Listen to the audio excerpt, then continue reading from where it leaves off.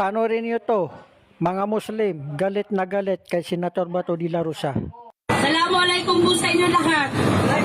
Senator Bato! Ahaman ang kaisugan mo! Amin na ako! May suga! Tanawan ka niyay! Tanawan! Paiyak-iyak pa! No? Patakbo-takbo pa! Hindi natin kailangan ang drama sa Senado! Hustisya ang kailangan natin! Hustisya sa mga biktima ng EJK! Hustisya sa mga kapatid ninyong Moro, mga katutubo na doon sa Davao, doon sa Mindanao, nandoon pa lang sila Bato at saka si Duterte ay matindi na ang pasismo na hinarap namin sa mga kamay nila. Anong sabi ni Bato? Wala daw siyang inutos. Ano siya? Ano tayo? Tanga? Nakita natin nung nasa Estado Puler sila. Gamit nila ang PNP. Gamit nila ang AFP. Ano ang ginamit nila na pamamaraan?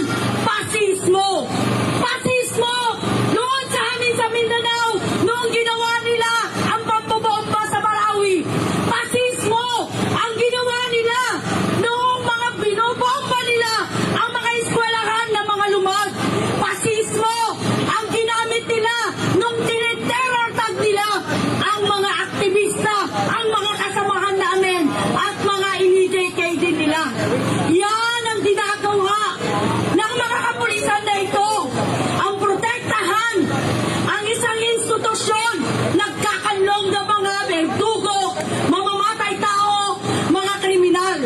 Kaya umabot sa ICC ang kaso nila Duterte, nila Bato, nila Bongo ay dahil ang taong bayan ang nagreklamo, ang taong bayan na nagsampa ng mga kaso laban sa kanila dahil ang angat natin katarungan, hustisya para sa ating mga pamilya, mga kamag-anak at mga kababayan.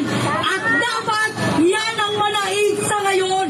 Usigin natin ang Senado para ibigay si Bato, ipaaresto si Bato at huwag nilang kanlungin. Usigin natin ang Senado para ituloy-tuloy nila ang pag-convict kay Sara Duterte. Saan ka nakakita? Sa loob ng Kongreso, harap-harapan ang mga datos na nakita natin. Hindi pala 11 days. Nakadilustay ang kwarta. 1 day lang, ubus na. Ang pera ng taong bayan, ginagamit nilang personal ATM. Ang pera ng taong bayan, ginagamit nila para sa pagdanambong ng ating kakwartahan. Pinagnanakawan na nga tayo ng mga lupang ninuno, ng mga lupain, ng mga magsasaka, ng mga serbisyo na nakawan pa tayo ang kaban ng taong bayan sa kanilang pangungurakot.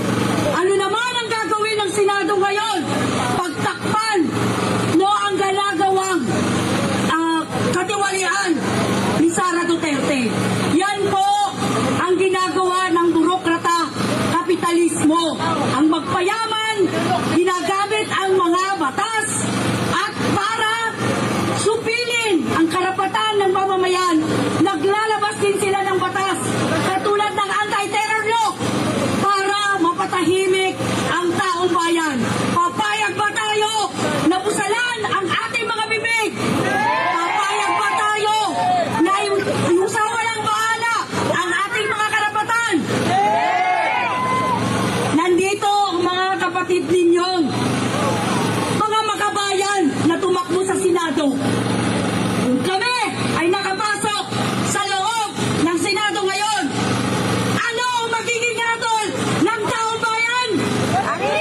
Kukonvict din namin si Sara, ipapa-arresto din namin sa Bato dahil katarungan ang kapalit ng pakikibaka natin ito. Maraming salamat po.